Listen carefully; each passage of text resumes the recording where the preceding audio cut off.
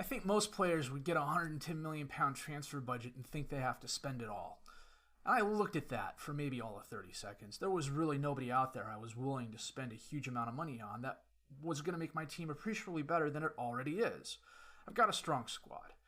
Last year's failures were due to me more than anything else. And I think the schedule as well. The Fall World Cup just totally threw everything off. And that's my excuse. It's what I'm going with. Although mainly it was my fault. That said, we had a fairly active transfer market. We're off to a good start in the season. We're in the Europa League, and that's kind of a bummer, but I think we have a really good shot of winning it, seeing as how we've gotten to the semifinal of the Champions League 2 years in a row now. My name's FM19, and this is the Palace March, episode 52.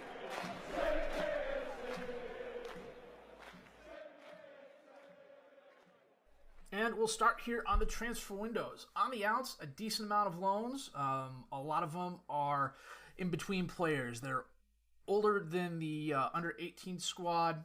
They could be under 23 players, but I really want to get them first team playing time because with first team playing time, they will improve and they can come in and make an immediate contribution to the team if necessary. There are a couple of players I'm absolutely keeping my eyes on. Choi Kwang-hoon, who went to Crewe, is an attacking midfielder who could be a fairly decent striker in the future as well. Alan Ramsden, who is the current English under 21 goalkeeper. He's got a future here, especially if teams keep coming after NECA. Ben Beachy, he's a striker with potential, but I don't know how much of that he'll realize. Mario Pereira is a defensive center back who's also got potential, but I'm fairly stocked at that position. I wanted to get him first team playing time as opposed to him languishing on the bench here.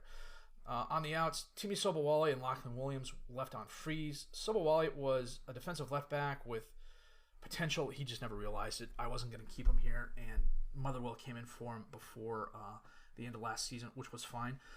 On the outs, Connor Ripley went to Huddersfield for £300,000. I brought him in as a backup, and he was unhappy being a backup. The couple of times I gave him first-team playing time, he was fairly horrible. He's one of the reasons I brought Sergio Rico in. He goes out to Huddersfield for £300,000. Strahinja Tanasijevic is a guy I brought in on a free last season to be depth on the defensive backline. And because of work permit issues, I couldn't get him a permit. He was unhappy with that. I looked around and realized I wasn't going to be able to get him a permit this season as well. It's kind of a Hobson's choice. You've got a bunch of really good young foreign players that you need to give permits to. Otherwise, they can't play unless they're at a point where they're under 23 but been trained in your home nation, which takes a while to do. But he ended up going to Huddersfield as well for £6.5 million for a guy I brought in on a free last season. That's fine.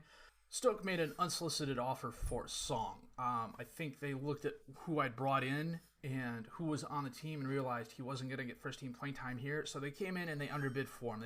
Their initial offer was like £11 million. I got them up to 15 with no teasers or anything like that. Song really wanted to go there, and I've got the transfer money. I didn't lose money on him. I actually made a little bit of profit on him. As a fourth striker, he did a really good job for us. He developed really well here, but Ricci has surpassed him in ability already. Jetty was interesting. He wanted a new contract, but he was already making £165,000 a year. He was the highest paid player on the squad. And he wanted close to £200,000. And it's like, dude, you're my fourth striker at best. I mean, he'll get starts. There's going to be plenty of rotation this year. But I was like, no, I'm not going to meet those contract demands. And he essentially pitched a fit. So I put him out there. Watford snapped him up for $15.25 million. I did lose a little bit of money on him. I brought him in for $19.5 million originally. But as you can see, he had a couple of really good solid seasons for us. The second season here, the 2019-2020 season, he was really good. But he was a part-time starter at best. And for a guy making £165,000 a year, to me that's about, $80,000 to £100,000 too much for a part-time starter. Carolinetti, I lost money on. I brought him in for £31 million originally, but last season was just the final straw for me. All the yellow cards and the slight injury issues he had. He's still a great midfielder, but he just missed so much time that one season. And last season, while it was good, he missed 3 games because of yellow cards. And he missed 5 games total if you count the red card he had as well. He was the team captain. And that's a personal thing with me. You know, if your team captain is out there getting 15 yellow cards and a red card, and then he's pitching a fit every time you fine him for that, he doesn't deserve to be your captain. Stoke came in and made an offer for him as well about a week after they made the offer for Song. They originally came in for about $12 million. I got them up to $15 million, going to $18 million based on international appearances. I lost money on him, but frankly, I still got 130 million pounds in the transfer budget. I'm okay losing money on that there. We weren't all that active on the ends. The big one we did spend money on was a youngster, Strahina Jeftic, who comes to us from Red Star, a good young midfielder. 2.5-star current ability, 5-star potential ability, really good physicals. The mentals, they're pretty nice. The bravery, I'm working on that. The determination was a 5 when I initially scouted him. It went up all his last season at Red Star. I got him in a mentor group here. Hopefully that'll go up as well. His passing and technique are already good, as is his first touch. For a 19-year-old under 21 international, he's definitely got a future here. Leandro Fernandez comes to us from Juventus. I picked him up after last season's January transfer window, and he came to us at the start of this transfer window. He's depth on the midfield line. Pretty, there's nothing exceptional about him. But there's nothing bad about him either, which is kind of what I'm looking for. He plays almost all of the midfielder positions. He's a natural deep-lying playmaker, but I've got about 4 of those on the team. But it was his versatility that I really, really liked. And the fact that he's not really weak at any position. He's here on a backup contract, 2.5-star current ability, 3-star potential ability, and I'm pretty okay with that. Eddie Nketiah comes to us on a free. After Song and Ajeti left, I needed some help on the front lines, and for some reason, he was available on a free. And as a 4th/5th striker, he's great. Good physicals. For an advanced forward type of striker, the mentals are nice. I'm loving the 16 off the ball. The 15 determination is nice as well, as is the 15 work rate. The technicals are very good where they count. 14 first touch, 15 finishing. 11 passing is a bit on the low side, but the 15 technique does kind of make up for that. It's kind of odd he's got a 12 heading and a 9 jumping reach for a guy who's 5'9". I think that's interesting, but he's here on a backup contract, and he accepted that coming in. That's what I promised him. He'll definitely get some playing time. I plan on being a lot better when it comes to rotating the side this year.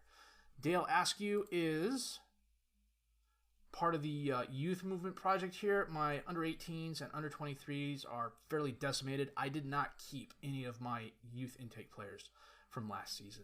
And a lot of my better under 23 players are out on loan so they could get first team playing time.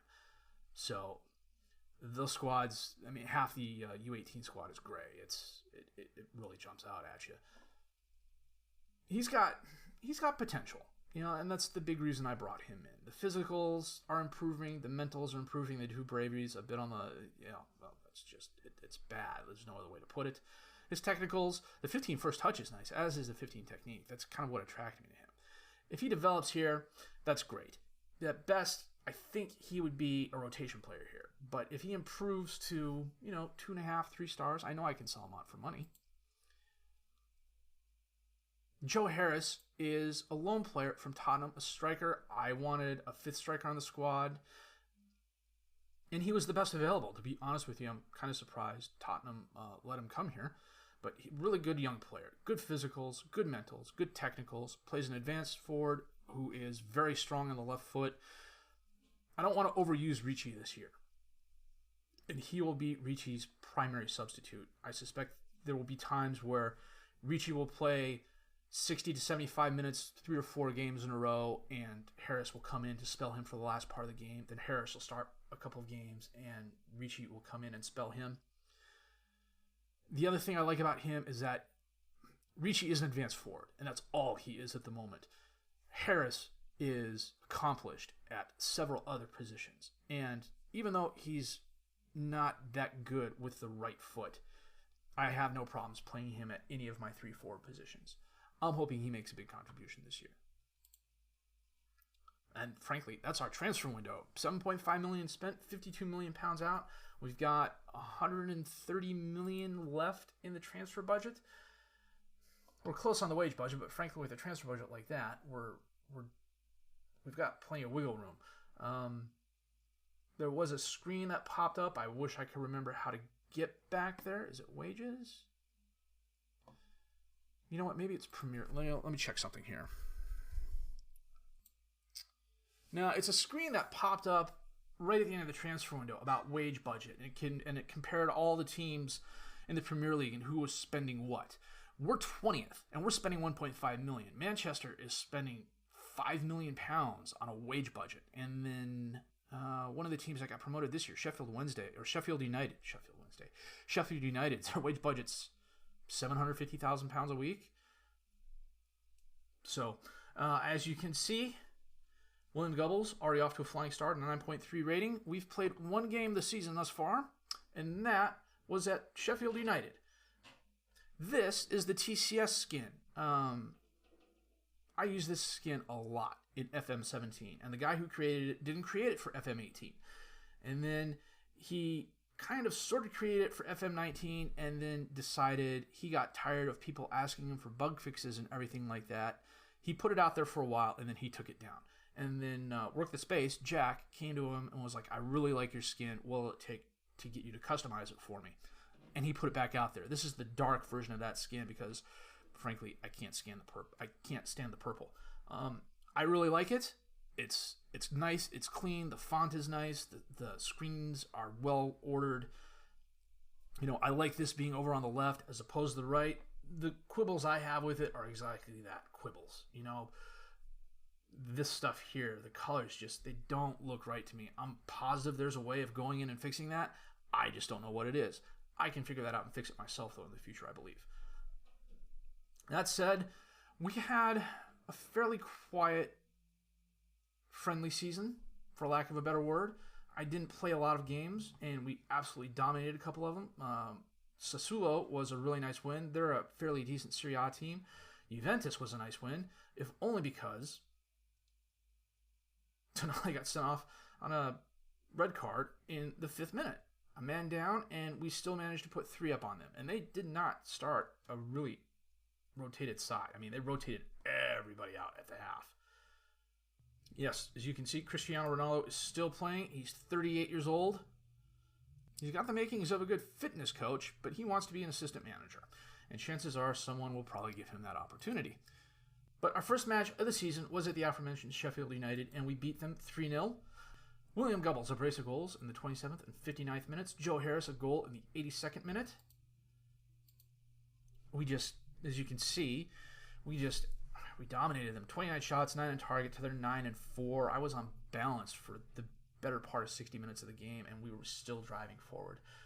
They could not put anything together. I think Sheffield United is recently promoted. They came up from the championship last year. And it's one of those cases where they have really good championship players who just are subpar Premier players. And they've got potential. They're going to be in a dogfight most of the season. That said, we got off to a flying start. But today, we are playing Man City. This is going to be a good test to see where we stand. So I'm going to go through, set the best 11, and we'll be back with a match at Man City in just a sec. Now, unlike the flute skin, I'm reasonably sure this does not rotate. And this is the team we are starting today. Neck and goal, Mings, Kamara, Basankic, and Sablik as the defensive back 4, Fagner, Tonali, and Benasser as the midfield 3, Ricci, Gubbles, and Mayoral up top as the striker. With Linetti leaving, Tonali is now the new team captain. Santelis is out with a knee injury, but it was one of the 3 to 4 week injuries, so Mings is starting there. I did get a new assistant manager. Trustful was good. I wanted someone a little bit better, and I found Steve Round, who thus far has been doing a very, very good job. Gubbles was tipped to be the Premier League top goal scorer this year. Although there are some very good strikers in the league, it's definitely a possibility. It always seems there's one player who comes out of nowhere and scores a ton of goals. Dybala with a free kick, and he curls it just to the right of the goal. Benasser with a throw-in to Mings. Oh, his pass is intercepted by Dybala. Over to Fabio. One player to beat. He's got options. Oh, Basankic dispossesses him, but it goes right to Laporte. Was that a foul? Sablik fouled Polino. That was outside of the penalty box. How is that a penalty kick?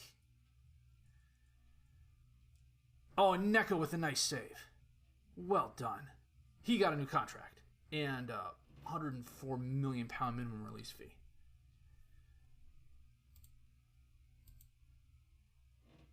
De Bruyne. Oh, Neca with a nice save. Out to Kamara. To Tonali. Back to Kamara. Back to Neca. Sends it up, but Laporte's there. Gubbles dispossesses him. Benasser has it. Out to Ricci. Long cross over to Mayoral on the right. He crosses it in, knocked away by Laporte. Sergej has it. Drives forward. Up to Dybala. Oh, Fabio has it. And Neca with a brilliant save. Well, I tend to use that word too much with Neca. It was probably pretty pedestrian, to be honest with you. De Bruyne with a corner kick in for United. I keep saying United. I know better. They're the blue. That's City. Jesus. Neca up to Tonali. Passes up to Mayoral, who loses the header contest and it goes out of bounds.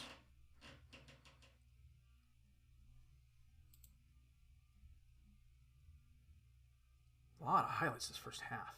Bernardo dispossessed by Kamara.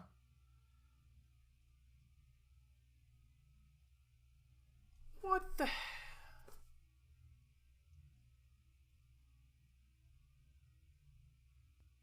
A straight red. We're going to bring Mayoral off. Bring Mepham on. Because I need 4 in the back 4. Dybala. Off the crossbar. Kamara had a straight red last year, too. I suspect this may be the season where he and Mepham are really splitting a lot of the playing time. Halftime, Man City, 14 shots, 7 on target to our 4-1. Move back to cautious. De Bruyne with a corner kick. Oh, knocked away. Off the post. Gubbles has it. Mendy dispossesses him, but Fagner gets the ball. Militao kicks it out of bounds. Benasser with the throw-in to Ricci. Back to Benasser.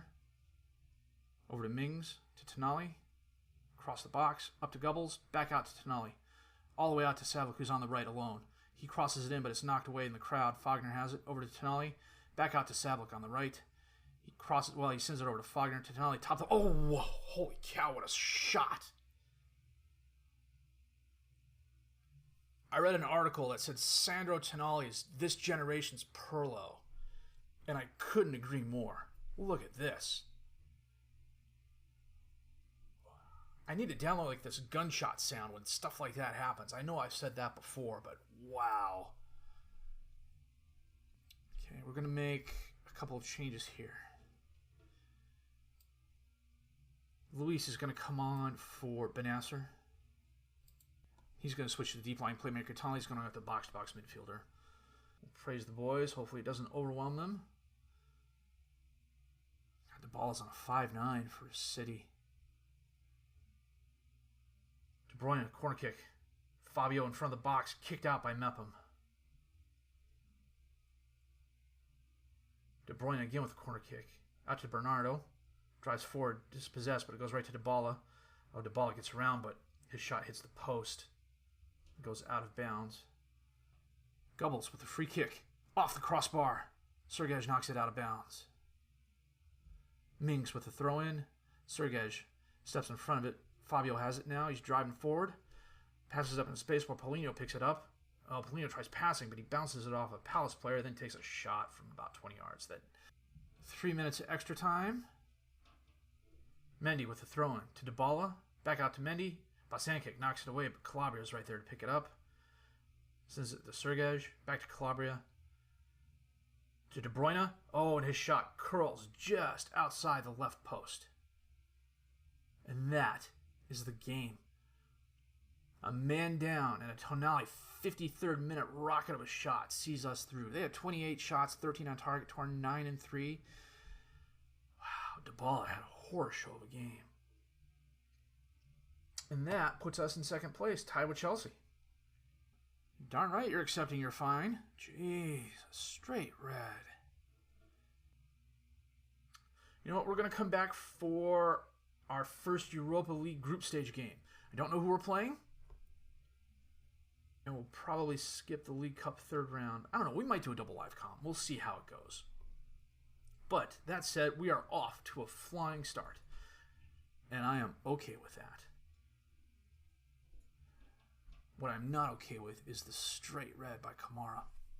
Let's check something out here real quick.